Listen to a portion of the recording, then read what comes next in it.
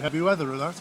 Yeah, we did. I thought, to be fair to them, I thought they were a good organised side. I think that, they sum up the Conference North. I think we've seen Histon and Corby in the last two games, two good sides. They were big, strong lads. Made sure they stayed in the game. They should have been out the game by half time. The chances that we had, the keeper pulled off. It looked a fantastic save. From a great volley. Tony's hit the post. He should have scored probably in the first couple of minutes. But we've created numerous chances. And in the end, typical Chester, we've had to do it at the death. But fair play to the boys. They've conceded a goal and got stronger from that. We knew that their big lad up top was their danger man. He was a good player, decent. But George marshalled them well, I thought, all night. Just had to go with the lads in there over. No good George winning every header, and then he's going to win one, and we've got to stop the cross, and we didn't. But substitutes have gone on, made an impact. Dave scored. Dave hasn't been playing in recent weeks, but he's gone on there and scored a good goal and got us the winner. Not dissimilar to the Bradford game here. That was a midweek game, all right, that ended in a draw. But they were well organised, they absorbed all the pressure and then came at you quite well. And it was a similar game to that, wasn't it, really? I think it was, yeah. I think it was, and obviously, we've got the problem we've got is trying to keep everybody fit. While when you've got a fairly big squad, Matty McGinn's come in tonight and hasn't played for 8 or 9 weeks. It was a gamble to play him. Obviously, that paid off in terms that he scored a good goal, but he was definitely waning on that side. As I say, if you take your chances early doors, Saturday every one of them went in. Them chances we made, and it was game done and dusted. But teams like Corby are going to stay in the game, as they proved on Saturday in their own game. They were 2-0 down and came back on 1-3-2. But I made up for the lads. They've had a little bit of stick lately, and particularly about second half performance. We said at half time, if we are going to concede, hopefully we won't. But if we do, we've got to be strong enough to get back on the horse and go riding again, and hopefully, that'll give us a bit of a boost. Did they switch off a bit for the goal, the equaliser that came in, particularly when the ball came in? I think that we switched off by not stopping the ball coming in. The lad's going to cause problems. I think he's about 6'4". He's a big, strong lad, and as I say, George is beating in the air most of the time today. But he's going to win one. Should we wary a little bit deep, possibly? But my argument, the dissatisfaction I have is we let the cross come in too early and too easy, and your full-backs have got to be stronger than that.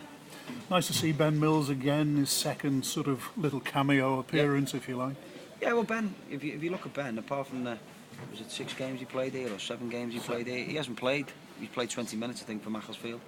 So we've got to take it easy as well. And as I keep saying, I know we've brought Ben in and everybody wants to put Ben on, but we've got good players here, and the lads are doing well. Yes, we conceded the goal, but that's not because the centre forwards weren't doing their jobs. It was because we switched off from a ball wide, and but I'm glad they scored in the way, because I think it woke the crowd up and started getting, because it was very quiet here this evening.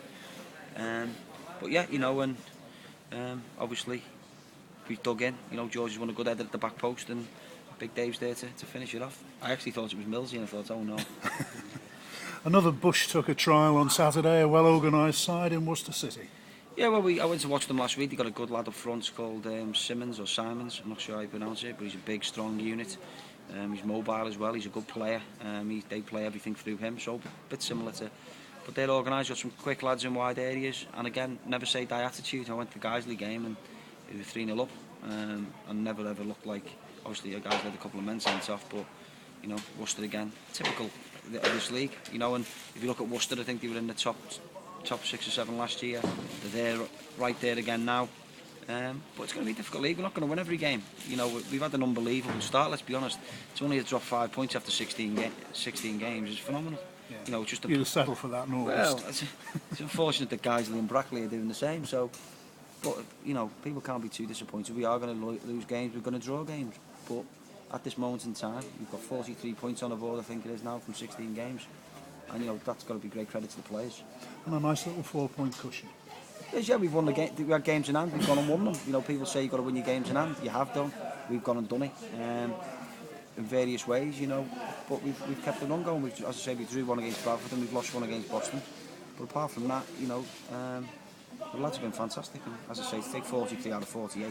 I don't know what Hyde had a fantastic start last year. I don't know what their point total was at this stage. But as we keep saying, old cliches, don't win anything in November. It's a long way to go. We've got a lot of big games, but so has everyone else. You've seen Corby and Histon, those people who've seen them in the last 2 games. they're going to beat teams, particularly on their own patch. Who's going to make this place a little bit more of a fortress? We're not scoring as many goals as we'd like at home.